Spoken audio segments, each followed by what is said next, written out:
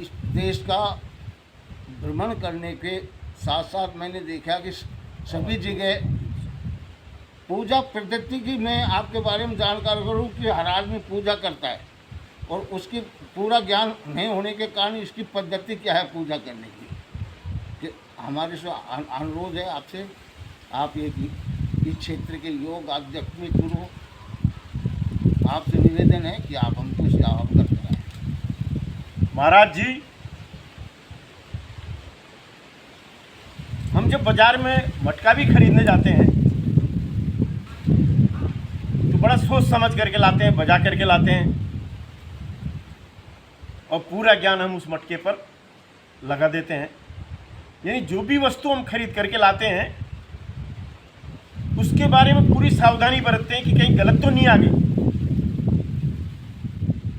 किंतु जब हम धर्म की बातचीत करते हैं, पूजा पद्धति की बातचीत करते हैं, आराधना की बातचीत करते हैं, तो उसके विषय में हमने अभी तक कोई दिमाग नहीं लगाया,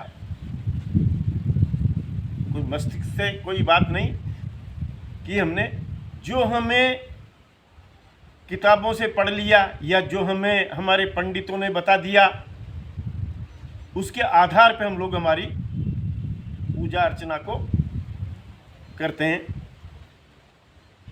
चाणक्य नीति का एक सूत्र है महाराज, उसका एक नियम है कि साधना हम कोई सी भी करें, अगर उससे सिद्धि नहीं प्राप्त होती है तो वो व्यर्थ है, उसका कोई औचित्य नहीं है। हम आते हैं हनुमान चालीसा पढ़ने, हमें स्वयं को मालूम नहीं है कि हम हनुमान चालीसा पढ़ रहे हैं, केवल यह है कि एक मशीनी अंदाज में हमारे हनुमान चालीसा चल रही है। ध्यान पूर्वक वहीं पर बैठना। एक व्यक्ति मुझे मिला, उसने कहा कि जब मुझे नींद नहीं आती है तो मैं अरिहंतरण मंत्र का जाप करता हूं। मैंने कहा यार ये तो गिनती बोलने से भी आ जाएगी नींद। तो कोई सा ही मंत्र हो, कोई भी बात हो, आपकी धारणा क्या है? जब आपकी धारणा नींद की है तो आपका ध्यान भी नींद की ओर जाएगा, तो आप नींद को ही प्राप्त करोगे उस मंत्र से। उसी मंत्र से आप ईश्वर को भी प्राप्त कर सकते हो।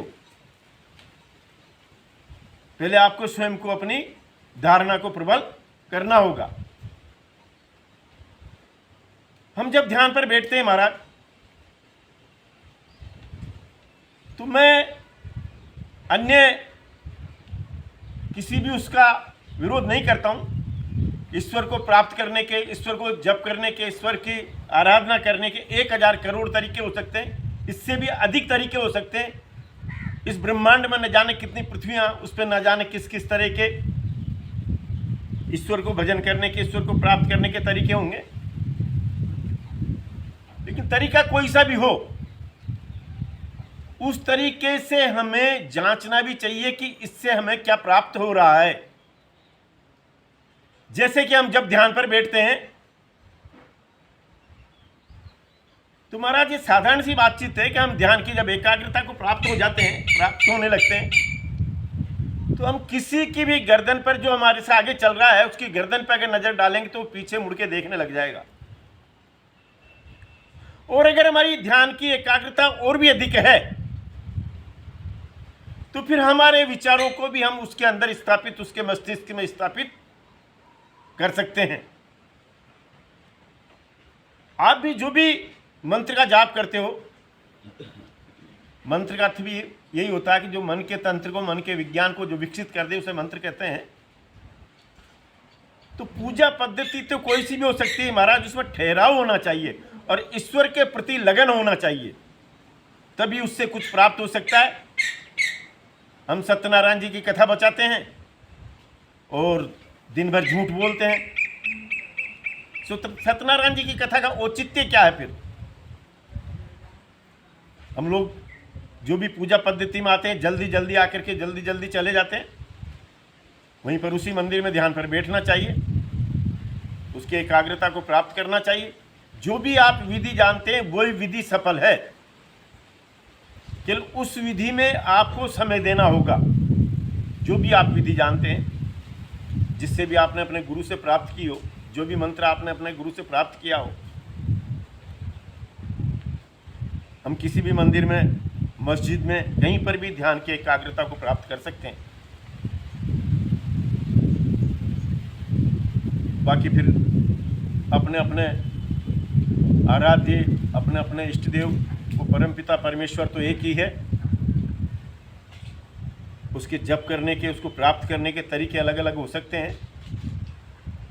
और तरीकों के बारे में मैंने बता दिया आप कि तरीकों से अगर हमें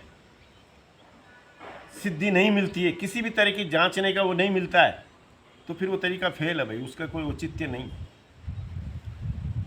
इसलिए बारंबार मैं एक बात ही कहूँगा कि आप मंदिर में जाएं, कहीं भी जाएं, अपनी धारणा को प्रबल करें। धारणा से स्वतः फिर ध्यान का, और आप चले जाएंगे और फिर स्वतः जो भी आपकी सिद्धि है, साधना है, वो आपको प्राप्त होगी। आज मैं इतना ही बताना चाहूँगा। नमस्कार।